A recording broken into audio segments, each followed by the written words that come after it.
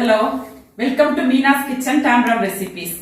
இன்னைக்கு நம்ம பார்க்க போற டிஃபன் ஐட்டம் வந்து ரொம்ப சிம்பிளான டிஃபன் ஐட்டம் தோசா. தோசான்னு எல்லாருமே நினைச்சுப்பேன் நம்ம டெய்லி பண்றது தானே அப்படின்ட்டு. டெய்லி பண்ற தோசை தான். தோசையில வந்து நிறைய வெரைட்டிஸ் இருக்கு. பட் இன்னைக்கு நம்ம பார்க்க போறது வந்து கொஞ்சம் டிஃப்ரெண்டான ஒரு தோசை. இது வந்து கிழங்கு தோசை. அது என்ன கிழங்கு தோசைனா மரவள்ளி கிழங்கு இருக்கு இல்லையா, மரச்சீனி கிழங்குன்னு சொல்லுவா, ஏழுல கிழங்குன்னு சொல்லுவோம். அந்த கிழங்கை வச்சுதான் இன்னைக்கு நம்ம வந்து தோசை எப்படி பண்ணலாங்கிறத பார்க்க போறோம். இன்னைக்கு நம்ம பண்ண போற இந்த தோசை, அதாவது மரவள்ளி கிழங்கு தோசைக்கு என்னென்ன இன்கிரீடியன்ஸ் எடுத்துட்டு இருக்கோம்னா, இட்லி புழுங்கரிசி. இது இட்லி ரைஸ் 1 டம்ளர் நம்ம எடுத்துக்கிறோம். ஒரு 200 கிராம்ஸ் எடுத்துக்கிறோம்னா அதில் 20 கிராம்ஸ் உளுத்தம்பருப்பை போட்டு சேர்த்தே போட்டுக்கலாம். ஒரு 2 to 3 hours ஊற வச்சு எடுத்து வச்சுருக்கேன், வாஷ் பண்ணி. அதுக்கப்புறமா மரவள்ளி கிழங்கு இருக்கு இல்லையா, அதை வந்து இந்த மாதிரி குட்டி குட்டியாக கட் பண்ணி எடுத்து வச்சுருக்கேன். மரவள்ளி கிழங்கு, ஏழுல கிழங்கு எல்லாருக்குமே தெரியும். அதை இந்த மாதிரி குட்டி குட்டியாக கட் பண்ணி எடுத்து வச்சுருக்கேன். அப்புறம் காரத்துக்கு பச்சை மிளகா. நம்ம எப்படி அடைக்கெல்லாம் அரைப்போம் இல்லையா, அதே மாதிரி தான் இப்போ இந்த எல்லாத்தையுமே சேர்த்து நம்ம அரைச்சின்னு வந்துடலாம் மிக்சியில். இப்போ நம்ம மரவள்ளி கிழங்கு, அந்த இட்லி புழுங்கரிசி, உளுத்தம்பருப்பு, பச்சை மிளகா, இந்த 4ஐயும் போட்டு மாவை வந்து நம்ம நல்லா தோசை பதத்துக்கு அரைச்சிக்கணும். அதை இந்த அளவுக்கு அரைச்சுட்டேன். இதில் இப்போ நெக்ஸ்ட் வந்து நம்ம டேஸ்ட்டுக்கு சால்ட் ஆட் பண்ணிக்கலாம். நெக்ஸ்ட் 1 ஸ்பூன் பெருங்காயம். பெருங்காயம் கொஞ்சம் போட்டுட்டாதான் எப்போவுமே நல்லா இருக்கும் இந்த தோசை. ஸோ பெருங்காயம் கொஞ்சம் ஜாஸ்தி போட்டுக்கலாம். இப்போ இதை நல்லா மிக்ஸ் பண்ணி ஒரு 2 hours நான் வெளியில் வச்சிடுறேன். இப்போ இந்த மாவில் நான் கருவேப்பிலை ஒரு 2 ஆர்க்கு ஆட் பண்ணிக்கிறேன். மாவை வந்து நல்லா மிக்ஸ் பண்ணி விட்டுடலாம். நம்ம தோசை மாவு பதத்துக்கே கரைச்சிக்கலாம். அப்போ தான் சாஃப்டாக இருக்கும், இல்லைன்னா அடை மாதிரி ஆகிடும் அது. இப்போ நம்ம முதல்ல கல்லை வந்து க்ரீஸ் பண்ணிட்டுடலாம். கொஞ்சமாக நல்லெண்ணெயை விட்டுட்டு, எப்போவுமே தோசைக்கு வந்து நல்லெண்ணெய் தான் ரொம்ப நல்லா இருக்கும். ஸோ அந்த நல்லெண்ணெயை விட்டுட்டு கல்லை க்ரீஸ் பண்ணிட்டுடலாம். கொஞ்சமாக கல் நல்லா சூடாகிக்கட்டும், அதுக்கப்புறம் தான் தோசை விடணும். கல் சூடானோன்னு நம்ம எப்போவும் ஆஸ் யூஷுவல் தோசை விடுவோம் இல்லையா, எப்போவுமே அதே மாதிரி தான் இந்த மரச்சீனி கிழங்கு தோசையும் ரொம்ப சாஃப்டாக இருக்கும், ரொம்ப டேஸ்டியாகவும் இருக்கும். இதில் 1 ஸ்பூன் நல்லெண்ணெய் விட்டுக்கலாம்.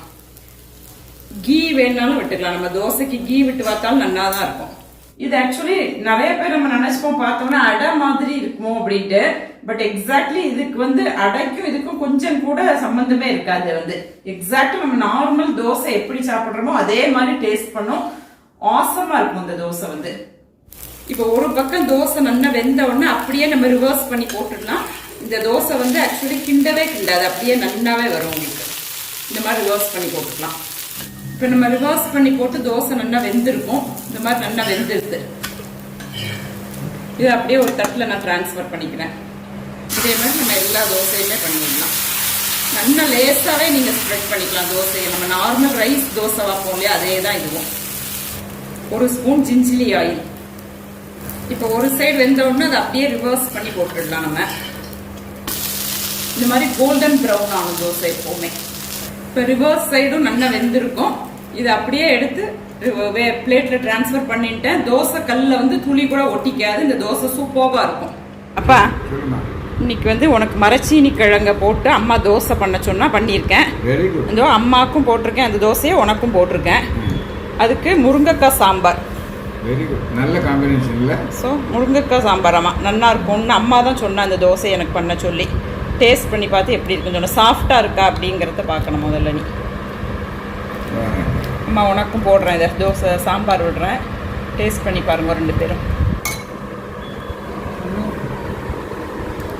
தோசை எப்படி? நான் ஃபர்ஸ்ட் டைம் இன்னைக்கு தான் வாக்குறேன் அம்மா சொல்லி. சாஃப்டாக இருக்கா தோசை? வந்து எனக்கு நல்லா பஞ்சா இருந்தது. நல்லா இருக்கு. இது வந்து எங்க அம்மாவோட புது மாதிரியான ஒரு கண்டுபிடிப்பு. ஹெல்த்துக்கும் ரொம்ப நல்லது இந்த தோசை வந்து. ஸோ நம்ம குழந்தைகளுக்கு வந்து ஒரு வெஜிடபிள் சேர்த்து கொடுத்த மாதிரி இருக்கும் தோசையில. ஸோ இந்த டேஸ்டியான மரச்சீனி கிழங்கு தோசையை எல்லாருமே ட்ரை பண்ணி பார்த்து எப்படி இருக்குங்கிறதுக்கு எனக்கு ஃபீட்பேக் கொடுங்க. தேங்க்யூ.